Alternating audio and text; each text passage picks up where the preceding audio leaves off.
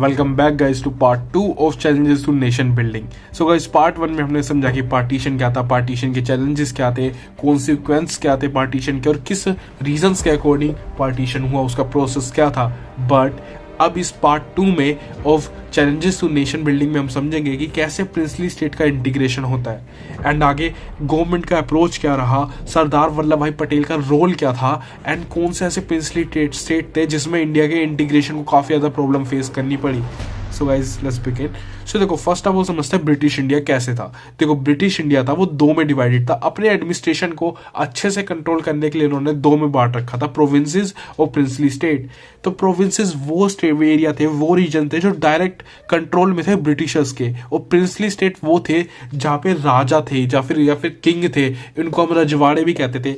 But वो जो decision लेंगे, जो राइट्स होंगे उनके, वो ले सकते थे बट सिर्फ एक कंडीशन पे, पैरामाउंसी।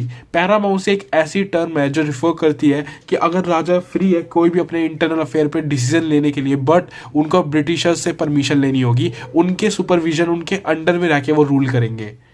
एंड गाइज अगर हम प्रिंसली स्टेट के एरिया की बात करें तो वो 1/3 एरिया था पूरे ब्रिटिश इंडिया का एंड 1/4 ऑफ पॉपुलेशन थी प्रिंसली स्टेट की ओवरऑल ब्रिटिश इंडिया में। एंड गाइज अब प्रॉब्लम्स की बात करें कि क्या प्रॉब्लम्स फेस करी गई, तो देखो जब इंडिपेंडेंस हुई तो जो पैरामाउंसी टर्म हमने पढ़ी कि ब्रिटिशर्स ने लगा रखी थी प्रिंसली स्टेट पे, विच मीन्स कि वो उनके अंडर है और कोई भी डिसीजन लेने पहले से उन्हें पहले इनकी एडवाइस लेनी पड़ेगी, इनके अंडर रह के करना होगा कोई भी डिसीजन लेना होगा तो।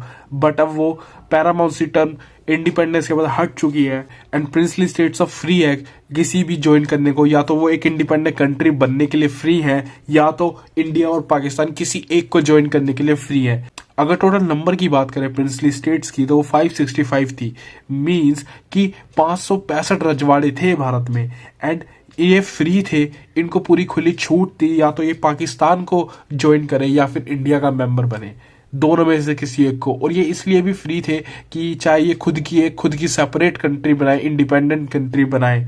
तो यही एक थ्रेट था कि अगर ऐसे स्मॉल कंट्रीज बनने लगी 565 तो डेमोक्रेसी और इंडिया की यूनिटी को काफी ज्यादा हार्म होएगा। कुछ ऐसे एरियाज भी थे जैसे त्रावणकोर, निजाम, नवाब, ये ऐसे एरियाज थे, ऐसी प्रिंसली स्टेट थी जो इंडिपेंडेंट होना चाह रही थी और ये किसी ना ही इंडिया के साथ आना चाह रही थी ना ही पाकिस्तान के साथ आना चाह रही थी।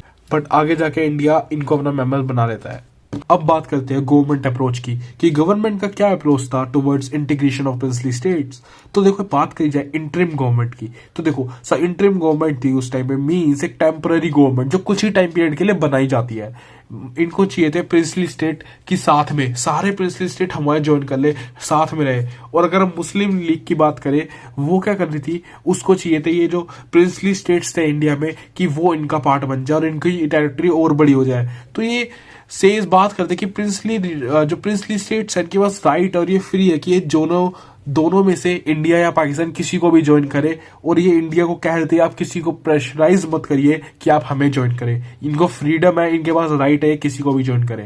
एंड गाइस 3 कंसीडरेशन करी गई, या तो आप इंडिया को ज्वाइन करो या तो आप ऑटोनॉमी ले लो, अपना अधिकार, मेंटेन द इंटरनल अफेयर्स, अपने आपके इंटरनल अफेयर्स खुद मेंटेन करो और इंटीग्रेट हो जाओ, यूनिटी। गाइज अब हम एक ऐसी फिगर के बारे में बात करने वाला है जिन्होंने at the time of integration of princely state एक काफी ज्यादा इंपॉर्टेंट रोल प्ले करा और इनकी वजह से ही आज इंडिया एक यूनिफाइड, इतने सारे जो प्रिंसली स्टेट थे वो यूनिफाइड हो पाए इंडिया में। तो इनका नाम है सरदार वल्लभ भाई पटेल। ये फर्स्ट होम मिनिस्टर थे इंडिया के एंड डेप्यूटी प्राइम मिनिस्टर थे। इनको आयरन मैन ऑफ इंडिया कहा जाता है। एंड गाइज ये एक नेशनलिस्ट थे, मतलब नेशनल लीडर, एक कैटलिस्ट थे जो चेंजेस लेके आता है और ये काफी सारे चेंज लाए। उन्होंने प्रिंसली स्टेट के इंटीग्रेशन में काफी बड़ा रोल प्ले करा। ये एक रियलिस्ट थे एंड गाइज नेगोशिएट करते हैं। ये कैसे, इनका अगर हम प्रोसेस देखें तो ये हर प्रिंसली स्टेट में ट्रैवल करते हैं, वहां नेगोशिएट करते हैं उनसे कि आप हमें ज्वाइन करो, आप इंडिया के पार्ट बनो, हम आपको सिक्योरिटी देंगे। इन्होंने अपनी स्किलफुल परसुएशन से, अपनी कम्युनिकेशन, अपनी नेगोशिएशन पावर से, अपने पॉलिटिकल एक्सपीरियंस से सक्सेस हासिल करी। एंड जितने भी प्रिंसली स्टेट थे अपनी डिप्लोमेटिक स्किल्स का यूज करके 565 प्रिंसली स्टेट्स को बिफोर 15 अगस्त इंडिया का मेंबर बना लिया।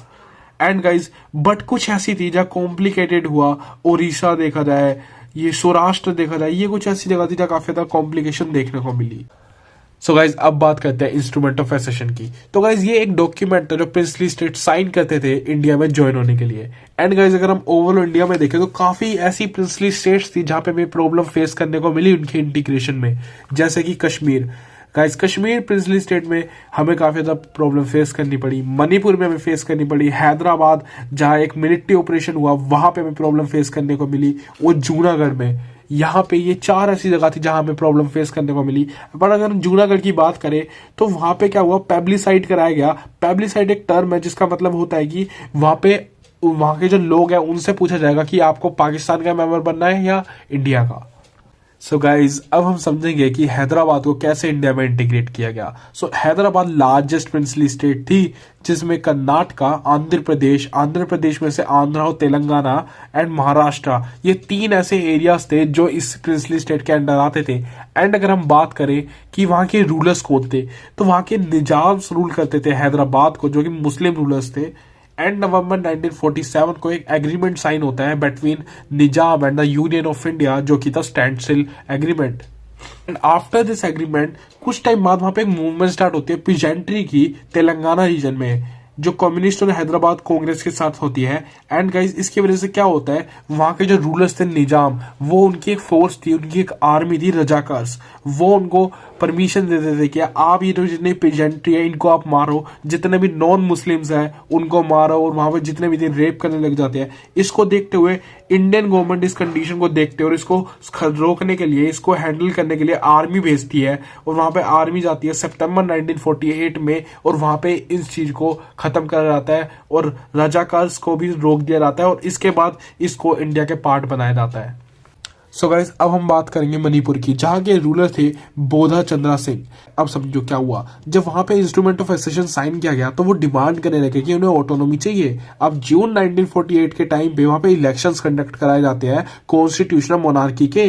बट क्या होता है, वो जो कॉन्स्टिट्यूशनल मोनार्की के इलेक्शंस होते हैं उस टाइम पे क्या था, यूनिवर्सल एडल्ट फ्रेंचाइजी 21 ईयर्स का था। मीन्स की जो 21 ईयर के हैं उनको राइट टू वोट का अधिकार है और राइट है। एंड गाइज जो लेजिस्लेटिव असेंबली क्रिएट होती है वहां पे जो कांग्रेस पार्टी के मेंबर्स थे वो सपोर्ट करते हैं कि हमें इंडिया के साथ ज्वाइन हो जाना चाहिए, मर्ज होना चाहिए।